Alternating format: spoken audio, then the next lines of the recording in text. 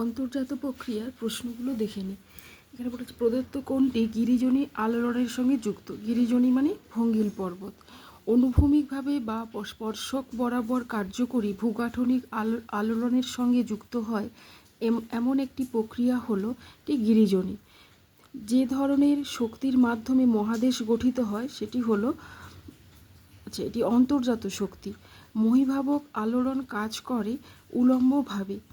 সমুদ্রপৃষ্ঠের উত্থান ও পতনজনিত আলোড়নকে বলা হয় ইউস্ট্যাটিক আলোড়ন।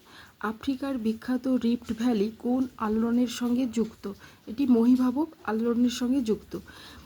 বিবৃতি বিন্ধ্য ও সাতপুরা একটি স্তূপ পর্বত, এটি সঠিক। চ্যুতির মধ্যবর্তী অংশ উঠে গেলে কিংবা চ্যুতির দুপাশের অংশ বসে গেলে মধ্যভাগে স্তূপ পর্বত সৃষ্টি হয়, এটিও সত্য।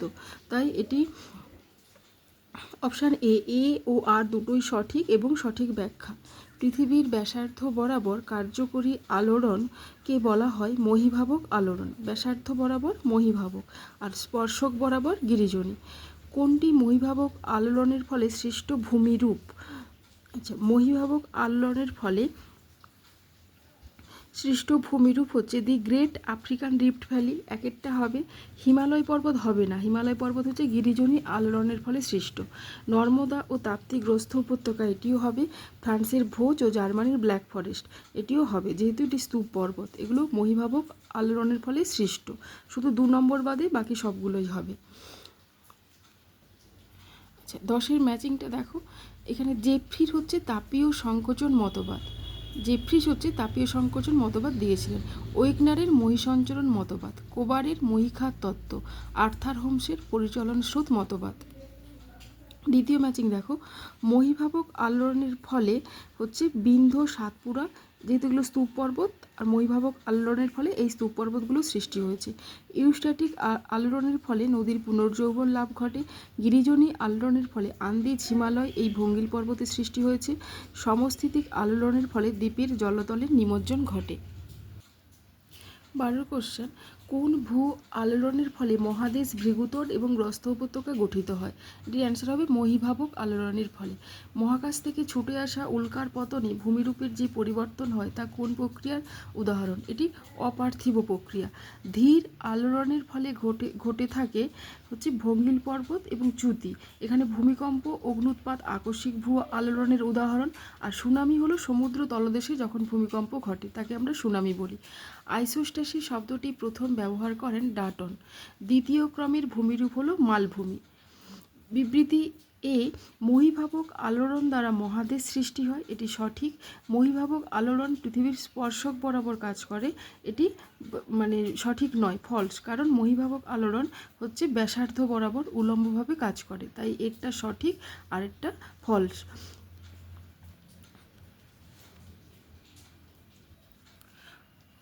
18 কোশ্চেন দেখো।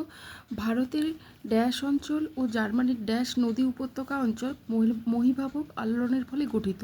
ভারতের কচ্ছের রণ এবং জার্মানির রাইন নদীর উপত্যকা মহীভাবক আলোড়নের ফলে সৃষ্ট। প্রদত্ত বিবৃতিগুলো কোনটা সত্য কোনটা মিথ্যা? ভূ অভ্যন্তরে সৃষ্ট পরিচলন স্রোত পাতসমূহের চলনের জন্য দায়ী, এটি সঠিক। পাতসমূহের প্রতিসারী চলনে ভঙ্গিল পর্বত সৃষ্টি হয়, এটি সঠিক নয়। তাহলে প্রথমেরটি ট্রু আর দ্বিতীয়টি হচ্ছে ফলস। পর্যায়ক্রম অনুসারে প্রথম, দ্বিতীয় ও তৃতীয় ক্রমের ভূমিরূপগুলি সাজাও। এখানে জলপ্রপাত, গৌড়, শৃঙ্খল এগুলো হচ্ছে তৃতীয় পর্যায়ের ভূমিরূপ।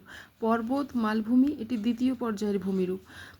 মানে এখানে পর্বত, মালভূমি, সমুদ্রখাত দ্বিতীয় পর্যায়ের, এবং মহাদেশ ও মহাসাগর এটি প্রথম পর্যায়ের সৃষ্টি। তাহলে প্রথমে 3, তারপরে 2, তারপরে প্রথমে এখানে হবে মানে প্রথম পর্যায়ে 3, দ্বিতীয় পর্যায়ে 2, তৃতীয় পর্যায়ে হচ্ছে 1।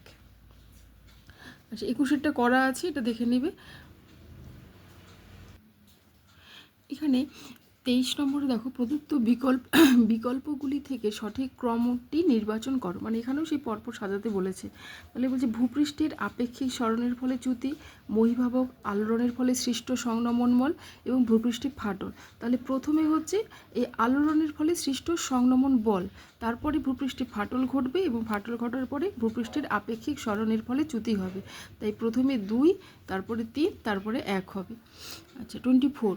মহাদেশীয় হিমবাহের হিমবাহের গলন জনিত আলোড়ন হলো এটি হবে একটি ইউস্ট্যাটিক আলোড়ন, কারণ যখনই হিমবাহ গলে তখন হিমবাহ গলা জল সমুদ্রে এসে সঞ্চিত হয়, এর ফলে সমুদ্রের জলতলের উচ্চতা বৃদ্ধি ঘটে, তাই এটি ইউস্ট্যাটিক আলোড়ন। যে ভূমিরূপ গঠন প্রক্রিয়ায় যার প্রভাব সবচেয়ে কম সেটি হলো মহাজাগতিক প্রক্রিয়া। মহাজাগতিক প্রক্রিয়ার মাধ্যমে আমাদের পৃথিবী পৃষ্ঠের ভূমিরূপ গঠনে কম প্রভাব ফেলে। আচ্ছা, এখানেও দিয়েছে যে বিবৃতিগুলি পড়ে সঠিক বিকল্প নির্বাচন করো। মহীভাবক আলোড়ন পৃথিবীর কেন্দ্র থেকে পরিধি অথবা পরিধি থেকে কেন্দ্রের দিকে উলম্বভাবে কাজ করে, এটি সত্য। মহীভাবক আলোড়ন দ্রুত সম্পন্ন হয়, এটি দ্রুত নয়, এটি ধীরে ধীরে সম্পন্ন হয়, খুব ধীর গতির, তাই এটি ফলস। মহীভাবক আলোড়ন শিলাস্তর উলম্বচ্যুত হয়ে উপরে উঠে যায় বা নিচে বসে যায়, এটি সত্য। মহীভাবক আলোড়নে পার্শ্বচাপের দরুন অস্থিতিশীলতা দেখা যায়, এটি ফলস।